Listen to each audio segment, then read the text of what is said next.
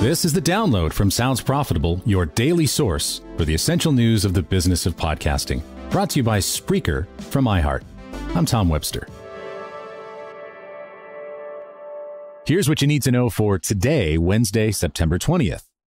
First, from Marketing Brew, the FTC recommends that brands avoid blurred advertising when marketing to kids. Last week, the Federal Trade Commission published new recommendations for advertisers intending to further distinguish the difference between entertainment and advertisement. The more organic and content-like an advertisement is, the more the FTC is concerned children won't be able to understand they're watching a paid ad.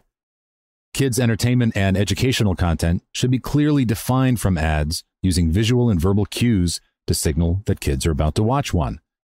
On the publishing side, the FTC recommends bringing back some iteration of "We'll be right back" after these commercial messages before ad breaks. For ads, they recommend stakeholders develop a widely used on-screen icon that tells kids that money or a free product was provided to the content creators to advertise that product. These new recommendations tie into the FTC's endorsement guidelines that were updated earlier this summer, furthering the goal of clearly separating advertisement from content and defining endorsement. Digiday reports on Apple's expanding ad ambitions, a closer look at its journey towards a comprehensive ad tech stack. As revealed last year, Apple is working on building their own demand-side platform, a programmatic bidding tool. Once complete, it'll enable advertisers to buy ads on Apple properties at a meaningful scale. Now, according to two anonymous executives familiar with the situation, Apple is also considering building their own ad exchange, if not a full supply-side platform. If Apple were to build out their advertising capabilities to that extent, it's possible we could see a future where Apple has the ability to run paid advertising inside the Apple Podcasts app. And also regarding Apple, from Spotify, holding Apple accountable. The future of the internet economy depends on it. It's no secret there are limitations to what an app can do inside of Apple's ecosystem. Spotify has decided to be vocal about those limitations in a passionate blog post from Chief of Public Affairs Officer Dusty Jenkins, as well as an advocacy site called Time to Play Fair.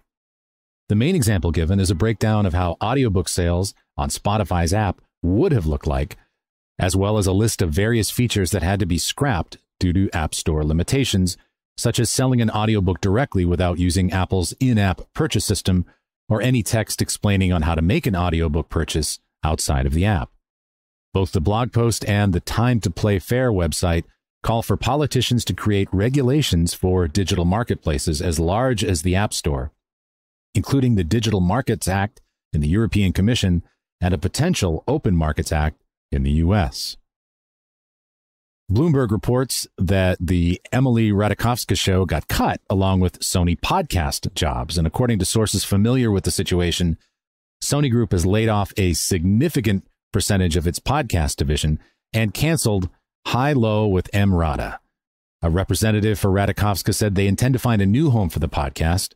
And according to the anonymous sources, the Thrice a Week podcast, I just love saying that, thrice a week, had a solid international audience, but struggled to sell ads because the brands primarily targeted U.S. consumers. As podcasting becomes more of a global force to be reckoned with, it's vital to remember there's advertising opportunities outside the U.S. And from the Google Antitrust trial, ad targets tweaked to meet revenue targets, says an exec. The discovery phase of Google's antitrust lawsuit is already turning up some information, confirming what some may have suspected for years. According to Vice President of Google's advertising products, Jerry Dishler, Google has tweaked its advertising auctions to ensure it reaches revenue targets, and sometimes ad prices have been increased by as much as 5%. Dishler says Google tends not to tell advertisers about these price changes. Be sure to check out the links to every article mentioned right in your podcast listening app or at soundsprofitable.com, where you can also subscribe to the newsletter version. The Download is written and produced by Brian Barletta, Gavin Gaddis, and me. This episode is hosted on Art19. For Sounds Profitable, I'm Tom Webster. Download us again tomorrow.